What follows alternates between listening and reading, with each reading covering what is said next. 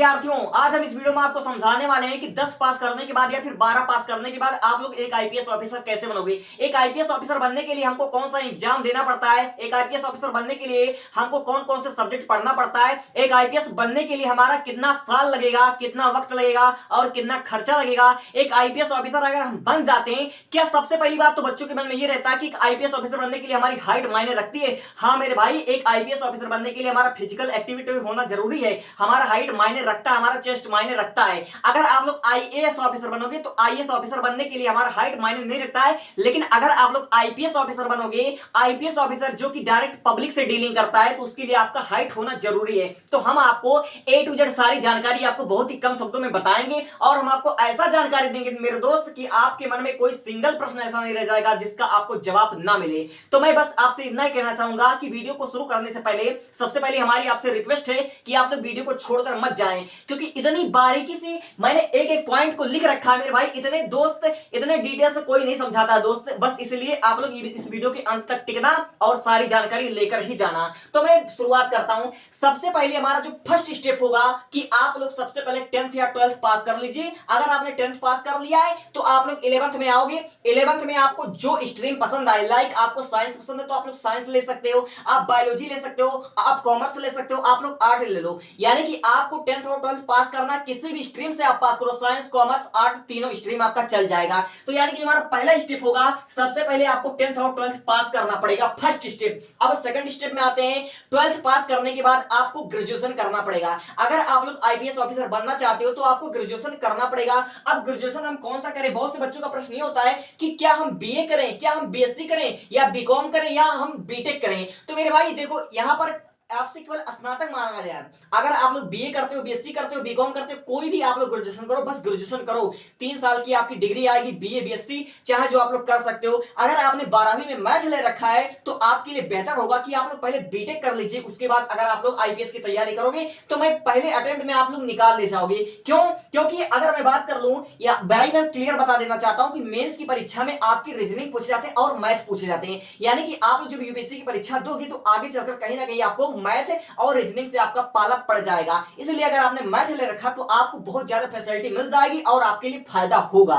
ठीक है, तो हमारा जो स्टेप 2 हमने बताया था कि आईपीएस बनने के लिए आपको ग्रेजुएशन करना पड़ेगा, बीए बीएससी बीकॉम बीटेक कोई भी आपका ग्रेजुएशन चल जाएगा। तो हमारा 3 साल का होता है ग्रेजुएशन। ठीक है, अब क्या करोगे, यहां से आपका जो थर्ड स्टेप होगा वो आप लोग यूपीएससी एग्जाम की तैयारी करोगे। एक आईपीएस ऑफिसर बनने के लिए हमको यूपीएससी एग्जाम क्रैक करना पड़ता है, और जो हमारा यूपीएससी एग्जाम होता है वह इंडिया का सेकंड सबसे टफ हमारा एग्जाम होता है, सबसे कठिन एग्जाम होता है। बट अगर आपका हौसला बुलंद है तो कठिन का और आसान क्या, जब ठान लिया तो ठान लिया। ठीक है, तो आपको यूपीएससी एग्जाम क्रैक करना पड़ेगा। ठीक है, तो यूपीएससी जो हमारा एग्जाम होता है वो आपका 3 चरण में होता है। पहला आपका तो प्रीलिम्स होता है। अगर आप लोग प्रीलिम्स क्वालिफाई कर लेते हो तो आपको मेंस के लिए बुलाया जाएगा। अगर आप मेंस भी क्वालिफाई कर लेते हो तो आपका इंटरव्यू होगा। लेकिन जो बच्चों का सबसे बड़ा प्रश्न रहता है, मैं उसके बारे में पहले आपको बता देता हूं। सबसे पहले हमारा सब्जेक्ट यह रहता है कि हम अगर आईपीएस बनने का आप सपना देखते हैं, अगर हमको आगे चलकर यूपीएससी एग्जाम क्वालिफाई करना है तो हमको कौन कौन से सब्जेक्ट पढ़ना पड़ेगा, तो मैं बता देता हूं। आपको हिस्ट्री पढ़ना पड़ेगा यानी कि इतिहास, आपको जियोग्राफी यानी कि भूगोल पढ़ना पड़ेगा, आपको पॉलिसी यानी कि राजनीति पढ़ना पड़ेगा, आपको इकोनॉमिक यानी कि अर्थशास्त्र पढ़ना पड़ेगा, आपको एनवायरमेंट यानी कि आपको पर्यावरण विज्ञान पढ़ना पड़ेगा, आपको साइंस पढ़ना पड़ेगा। साइंस में आपका मैथ आ सकता है, फिजिक्स आ सकता है, जो भी आप लोग चूज करो। ठीक है, अब आपको करंट अफेयर पढ़ना पड़ेगा, डेली का आपका करंट अफेयर पढ़ना पड़ेगा। और फिर उसके बाद आपका आता है इथिक्स यानी कि नीति शास्त्र। यानी कि आपको यूपीएससी एग्जाम क्रैक करने के लिए ये 8 सब्जेक्ट आपको पढ़ना पड़ता है। और जो मैंने साइंस रखा है, साइंस का मतलब आप मैथ रीजनिंग समझ सकते हो। ठीक है, अब हम बात कर लिए सब्जेक्ट के बारे में, आपको हमने बता दिया। अब हम बात करते हैं जो आपका दूसरा सबसे अच्छा क्वेश्चन होता है कि हमारा कैटेगरिया बता दो, कैटेगरी हम कितने साल में एग्जाम के लिए प्रिपेयर कर सकते हैं। तो देखो, अगर आप जनरल में आते हो तो आपका जो एज लिमिट होगा वह 21 वर्ष से 32 वर्ष होगा। यानी कि आप लोग तैयारी करने का जो हमारा जो एग्जाम देने का बेस्ट समय होगा वह 21 वर्ष से लेकर आपका 32 वर्ष तक होगा। ठीक है, अब मैं बात कर लेता हूं ओबीसी का। तो ओबीसी का मेरे भाई 21 वर्ष से लेकर 35 वर्ष होगा। अब मैं बात कर लूं एससी या एसटी का, तो मेरे बच्चों 21 वर्ष से 37 वर्ष होगा। यानी कि एससी और एसटी वालों को सबसे ज्यादा छूट यानी कि 5 साल का छूट मिल जाता है। ठीक है, तो एज लिमिट हो गया। अब मैं बात कर लेता हूं फिजिकल एक्टिविटी की, अब मैं बात कर लेता हूं हाइट की, अब मैं बात कर लेता हूं चेस्ट की। अगर आप लोग मेल हो यानी कि आप लोग पुरुष हो, अगर आप लोग नर हो, तो भैया आपका जो हाइट होना चाहिए वह 165 सेंटीमीटर से 168 सेंटीमीटर होना चाहिए। यानी अगर आप लोग जनरल में आते हो तो आपका हाइट 168 सेंटीमीटर होना चाहिए, ठीक है। अगर आप लोग ओबीसी या एसटी में आते हो तो आपका हाइट 165 सेंटीमीटर होना चाहिए एक आईपीएस ऑफिसर बनने के लिए। अब मैं बात कर देता हूं फीमेल की, यानी कि महिला की, यानी कि मादा की, ठीक है। मादा की अगर मैं बात कर लेता हूं तो इनकी जो हमारी हाइट होगी वो आपका 150 होगा, 150 से 155 सेंटीमीटर होगा। जनरल का 155 और एससी या एसटी का ओबीसी का आपका हो जाएगा 150 सेंटीमीटर। तो ये हमारा हो गया फिजिकल एक्टिविटी। अब बात कर लेता हूं, ये हाइट हो गया। अब मैं बात कर लेता हूं चेस्ट के बारे में। अगर आप लोग पुरुष हो, ठीक है, अगर आप लोग नर हो, अगर आप लोग मेल हो तो आपका जो चेस्ट चाहिए वह 84 सेंटीमीटर चाहिए। और वहीं पर आप लोग मादा हो, आप लोग फीमेल हो, आप लोग नारी हो तो आपका जो हाइट चाहिए वह आपको 79 सेंटीमीटर चाहिए। ये हाइट की बात करूं मैं। अब आपका छाती जो होना चाहिए वह 79 सेंटीमीटर का होना चाहिए। तो ये हमारा हो गया फिजिकल एक्टिविटी के बारे में, एज लिमिट के बारे में, ठीक है। तो मैं अब बात कर लेता हूं यूपीएससी एग्जाम की तैयारी के बारे में। तो मेरे भाई देखो, यूपीएससी जो एग्जाम होता है ये हमारा टफ एग्जाम होता है, ये तो मैंने बता दिया। और इसके 3 चरण होते हैं। सबसे पहले हमारा होता है प्रीलिम्स, ठीक है। तो प्रीलिम्स में मेरे भाई 2 पेपर आपको देना पड़ता है। आपको सबसे पहले देना पड़ता है जनरल स्टडी। जनरल स्टडी पहला पेपर आपको देना पड़ता है। इसमें टोटल आपका से 100 क्वेश्चन पूछे जाते हैं और 200 मार्क का होता है। इसमें आपको 2 घंटे का टाइम मिलता है। अब दूसरा आपको एग्जाम देना पड़ता है सीसेट। सीसेट का आपको पेपर देना पड़ता है। सीसेट में भी आपका हमारा 100 क्वेश्चन होता है और 200 मार्क का होता है। आपको 2 घंटे का मतलब टाइम मिलता है। और ये जो हमारा दोनों पेपर होता है वो आपका मल्टीपल चॉइस क्वेश्चन यानी कि आपका ऑब्जेक्टिव टाइप होता है। और मैं एक बार आपसे फिर बता देना चाहता हूं कि सीसेट के पेपर में हमारा रीजनिंग मैथ होता है। रीजनिंग और मैथ होता है सीसेट के पेपर में। ना हो तो प्रीवियस एग्जाम के पेपर आप लोग डाउनलोड करके देख लेना। इसलिए मैं कह रहा हूं यहां पर मैथ में आप कहीं ना कहीं फंस सकते हो, इसलिए मैथ स्ट्रांग रखना, ठीक है। रियलिटी बता रहा हूं मैं, घुमा फिरा कर नहीं बता रहा हूं, समझे। अब देखो, अगर आप लोग फर्स्ट स्टेप यानी कि आप लोग अगर प्रीलिम्स क्वालिफाई कर लेते हो तब आप लोग दोगे मेंस की परीक्षा।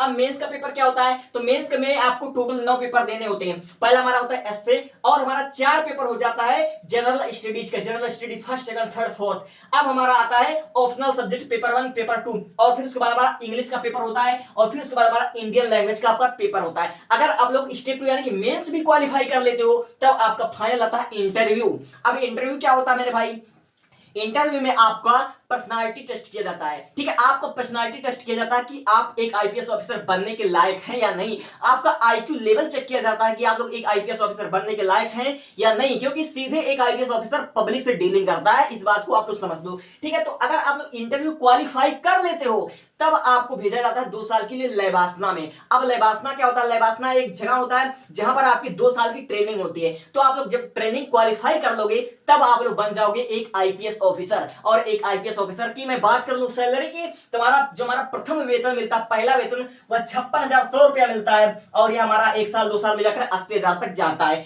फिर आप सैलरी को छोड़ दो, अगर एक आईपीएस ऑफिसर आप बनते हो तो अपने ऑरा के बारे में सोचो।